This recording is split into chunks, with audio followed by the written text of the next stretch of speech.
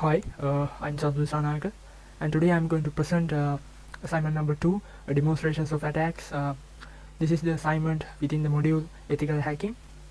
Okay, I have completed 6 attacks and demonstrated those attacks. So this is the walkthrough demonstration related to that. So the first attack that I have selected is Windows 10 password cracking credential access related one. So this lab I utilized Windows 10 virtual machine, and thereafter Kali Linux virtual machine, and a main tool here I used was offcrack. So that's it. And the first thing that I completed was I created copies of 2 registry hives called SAM and system, because SAM is the file that is responsible for storing NTLM hash for the Windows user accounts passwords. So the passwords for the related accounts will be stored within SAM file, and those hashes also encrypted by an encryption key. So the decryption key is stored within the system registry hive. So that's why we need those 2 registry hives. So I created copies of those 2 registry hives with the use of regsave command. So I copied those things into my C drive, and thereafter I copied those 2 registry hives, so the copies, to the Kali machine. So after I copied, I just used samdump tool and decrypted the encrypted SAM registry hive, and I got the hash values for the user accounts. So thereafter I install a table for our main tool offcrack.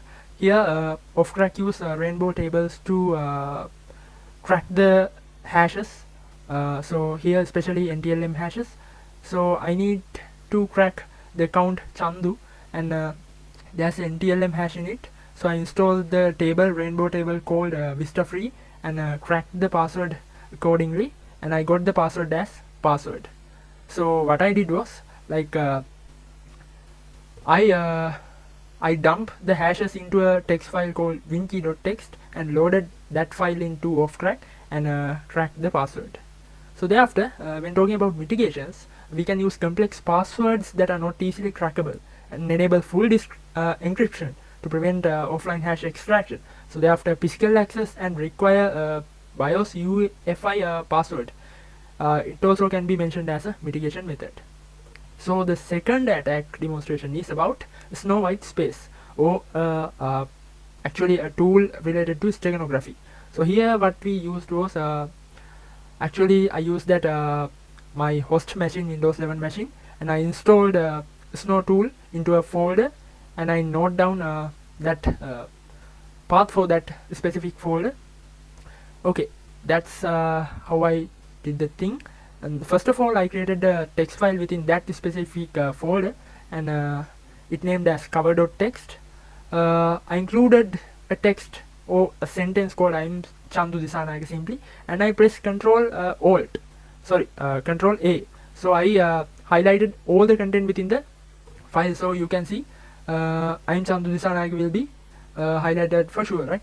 So thereafter, I opened that folder within my command line interface, and I run the tool. I check the functionality of the tool snow, so it is working properly. So what I'm going to do now is I'm going to run the command snow -C-p let me in. That's the password, and -m means the message we are going to hide. So you can't see me. I'm going to hide that message inside cover.txt. That the text file that I have created, and we by hiding that message, we created a new file called stego.txt. So that's it. And here you can see the stego.txt. Yeah, you can see it here. If I press Control and A, we can see not only "I'm Chandu Dissanayake" highlighted, or the sentence highlighted, it highlighted actually white spaces, many white spaces. That means the hidden message will be stored in these white spaces. So how can we decrypt?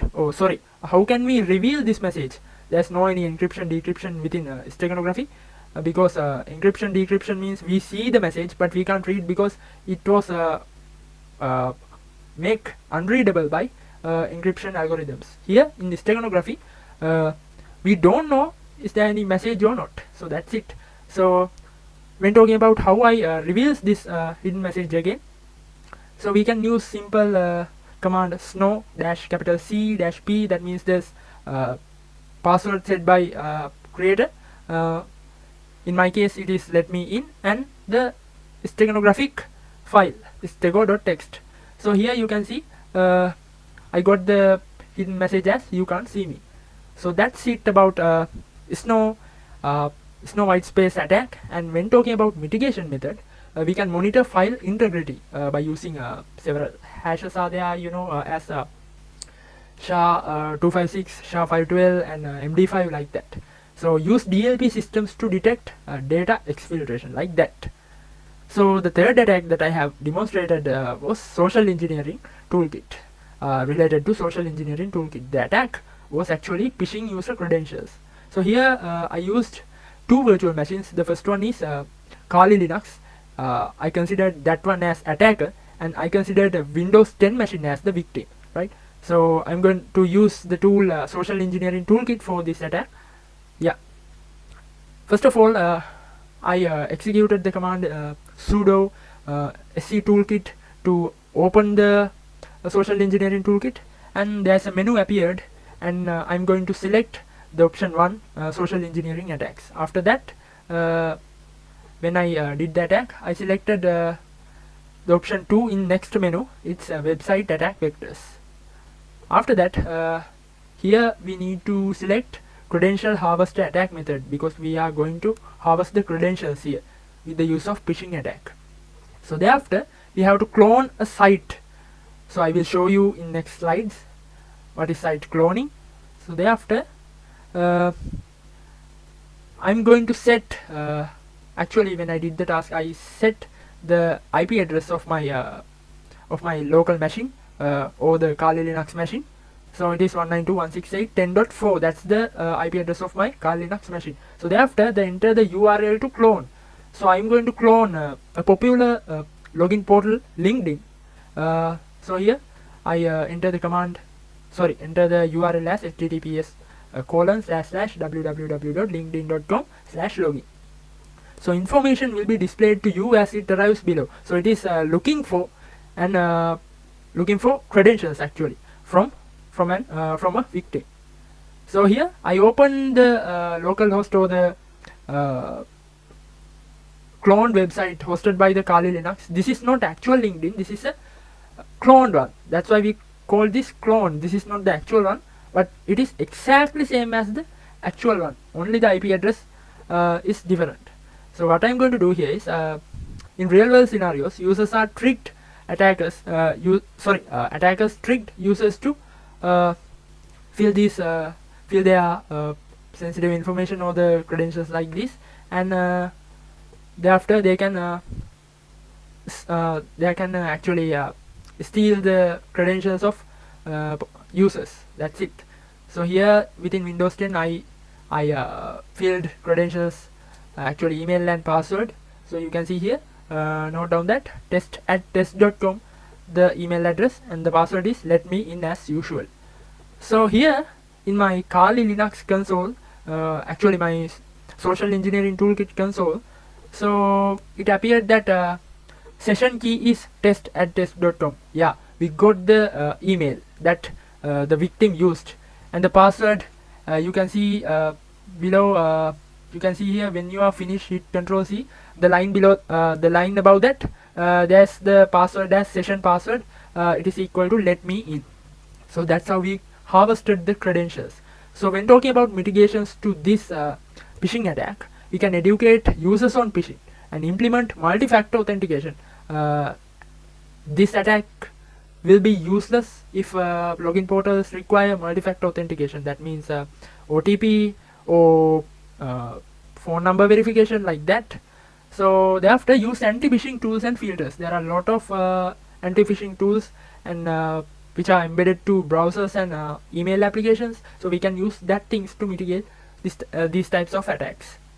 So thereafter I demonstrated that cracking FTP credentials or the dictionary attack. So here I use two virtual machines. The first one is Kali Linux, and that is the attacker one, and the second virtual machine is Metasploitable, and it will be the victim machine. So the main tool that I'm going to use here is Hydra. So I'm going to launch a dictionary attack with the use of the tool Hydra. So first of all, I configured a NAT network and put those virtual machines into that, and you see here within VirtualBox both of the machines can communicate with each other. So yeah, so after that, from my Kali machine or the attacker machine, I launch scan, actually a nmap scan with the flag S and V. That means we need to specify specific versions of open ports. So here there are a lot of open ports here. Here I'm going to attack FTP or the port 21. FTP means simply file transfer protocol. It will be used to upload and download files and read the content within the file transfer protocol service, so like that. So here FTP port was open at that moment. So what I'm going to do here is I'm going to utilize the tool Hydra, and with the use of simple command Hydra dash capital L usernames dot text dash capital P password dot text FTP colon slash slash the IP address of the victim or the IP address of FTP service, related FTP service. So here usernames dot text and password dot text means word list. So Hydra going to launch dictionary attack based on these two word list. So it will going to check all possibilities until the correct one is found. So here from the Hydra or from the dictionary attack, we found the username and password as MSF admin. You know, the default password and the username for FTP login is MSF admin. So we found that, and here in the second screenshot within the slide you can see I logged into that service, and I read the content within it, and I download one file within it. So that's how it is dangerous. So when real world scenario comes into the topic, so what we can do here is let's talk it in next slide. Within mitigations, here you can see we can disable anonymous access. You know, the FTP login has access called anonymous, so anyone can log into that thing. So we need to disable that thing. So another thing is use strong passwords and SFTP instead of FTP. SFTP means secure file transfer protocol. So the FTP means file transfer protocol, SFTP means secure file transfer protocol, and why it is secure means it use encryptions and different encryption algorithms to protect its data and to ensure the integrity of the data. So thereafter we can monitor for brute force attempts as a mitigation method. So the fifth attack demonstration related to Android hacking, and we are going to use the tool main tool, the fat rat here, and I'm going to use one virtual machine and actually my mobile phone. So virtual machine will be as usual Kali Linux, and the tool the fat rat in it, and my mobile phone. And to make a port forwarding service and to make reverse connections and those things available, I'm going to use ngrok here. So here first of all I set up ngrok, and it will make our payload available for public internet. We can send our payload to remote user, and we can get the reverse connection back, not only within local host or the locally, we can use it remote, we can use it for remote purposes also. So the first thing is I executed the command sudo fatrat, and the fatrat tool displayed within the screen. I selected create backdoor with MSFNM. Thereafter the environment as Android. Thereafter I set lhost and lport. For the payload I set the address provided by ngrok, because the payload looking to forward the connection to that one. The ngrok service going to capture that thing and going to forward it to us for our local IP address. So that's the theory behind ngrok. So I set lhost and lport provided by ngrok for the payload. So thereafter I'm going to create a Android interpreter reverse TCP1. So finally I was able to create the backdoor successfully. Thereafter I started the listener using MSF console. Here I set the host as 0.0.0.0 because this will listen all available interfaces for incoming connections. And as usual, L port will be 4444. So the payload will be send the connection to ngrok's port, and ngrok's port will be send the details to send the connection to our 4444 TCP port. So thereafter I installed that backdoor.apk to my phone. Here as you can see, security risks detected. So that's why the important that's where the importance of antivirus softwares came in. So here you can see, as you can see, virus detected, right? So for the demonstration purposes I ignore that and run the thing, and I give permissions for everything and continue. So here I got the reverse connection back, interpreter loaded, and now in here at the moment we have full access to that Android phone. As you can see, I executed the command sysinfo within interpreter, so I can view the OS. It is Android 11 Linux based one, and I just executed webcam.list. There are two cameras available, back camera, front camera. Moreover, so we can dump call logs, we can get contacts, like lot of things we have do. Simply we have full access to the Android mobile that was hacked. So when talking about mitigations, only install apps from trusted sources. If you are if you are Android user, it is better to download and install applications from Play Store. If you are iOS user, you can download tools or the applications from App Store. Use mobile antivirus solutions. So as like this, you can use mobile antivirus solutions. It will warn you this contains viruses and those related things. Thereafter, disable installation from unknown sources. So within Android, there is a default feature called never allows installations from unknown sources. So disable it. That means keep it as it is. Like don't allow installations from unknown sources. That's it. Thereafter, the last attack demonstration, aircrack NG, and it is about cracking WPA2 simply Wi-Fi cracking. In this task, I was used lot of things, actually hardware also. I used external Wi-Fi adapter and a router and a device to connect to the router, and my attacker machine Kali Linux as usual. So the first thing that I'm going to do is in that time I set up external Wi-Fi adapter and configured it with my Kali Linux machine. So thereafter I started monitor mode. So that's why I used external Wi-Fi adapter. We can't use default Wi-Fi adapter within our machine because it doesn't have the Wi-Fi adapter capable of switching on monitor mode. So that's why I used external Wi-Fi adapter that capable of that has the capability of switch on monitor mode. So I switch on the monitor mode, and now monitor mode is switched on successfully, and I discover networks around me. So I found my router as dialog 4G792. So thereafter, what I'm going to do is I'm going to take a note of BSS ID or the MAC address of that router and the channel number. So here I noted that down, and I started to capture a WPA handshake from that router, right, from that network. So I started that. When talking about capturing WPA handshake, it will capture the handshake if a new user login.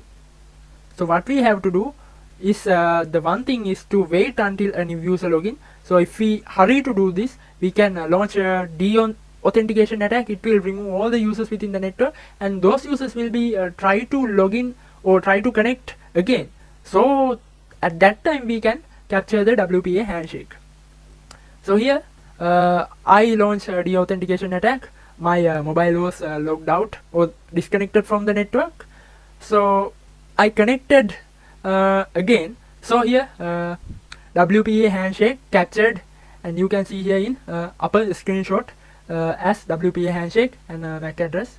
So thereafter, captured thing will be saved as a cap file, .cap file, which is open, which can be able to open by Wireshark. So I'm going to crack that file with ARCrackNG, the tool that we use to crack WPA2. I cracked that thing and key found, attack successful. Key found for a 1061E1. That's the password for the Wi-Fi network. So that's how we demonstrate ARCrackNG or the WPA2 attack. So that's how I completed all of the attacks. So when talking about mitigations within this, we can use complex, long and WPA2 passwords and change default passwords of Wi-Fi routers. So routers came with a default password, right? We need to change that default password because it is easier to attackers to find that default passwords. So if it is possible, it is better to upgrade to WPA3. So those are the mitigations for the final attack, or the NGROC related, or the WPA2 cracking related one. So thank you. That's how I completed all of the attack demonstrations and presented it to complete this ethical hacking module, actually the assignment number 2. So yeah, that's it. I think I completed the thing successfully, and again, thank you for all.